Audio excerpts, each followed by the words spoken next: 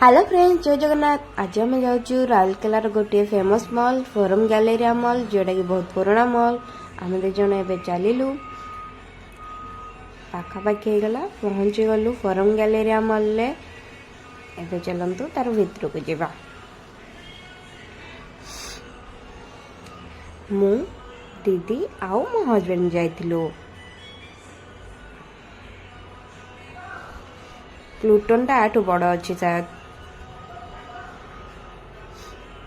Eighty grocery थिला, रिलायंस रो, KFC भी थिला। गोटे राउंड मारिकी तापर आम उपरକୁ जाइथिलु।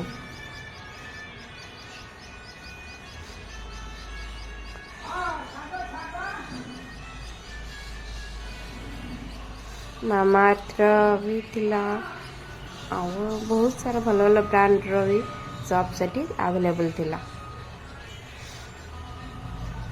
मान्यवर भी थिला वेडिंग सीजन पाई।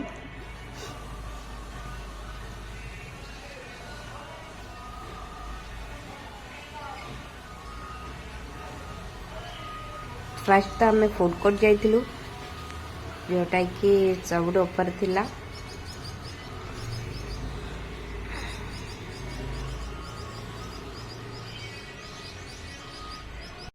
सेठी पीवीआर मूवी हॉल भी थिला, जोटा कि फूड कोर्ट रो ऊपर थिला। आउ गोटे बहुत ही भल बार एंड रेस्टोरेंट थिला, चाय ब्रेक रो। सेठू आमे कॉफी आउ चाय टी ऑर्डर करथिलु। भितर को आमे गलुनु, बाहर ही ऑर्डर कर देथिलु। भितर बाहर थिला तो गलुनु। एबे बिगेज बर्गर रो गोटे बर्गर आनथिलु। एटा होचे मोर कोल्ड कॉफी। टेस्ट तो भल थिला।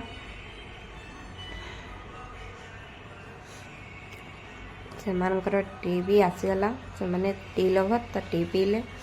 तापरे आमे जाइथिलु चॉकलेट आनिया को द चॉकलेट स्टोर।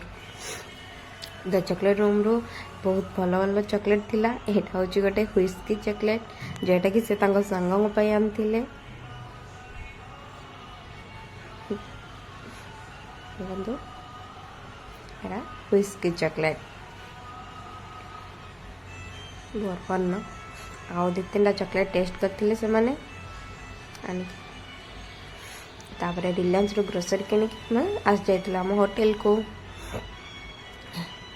एटा होची आम होटल रो ग्राउंड फ्लोर, जोटी कि बेसिल कैफे अच्छी। तापरे रूम रे आम डिनर ऑर्डर करथिलु। डिनर रे हमको पिज्जा खाइବାକୁ इच्छा होतिला।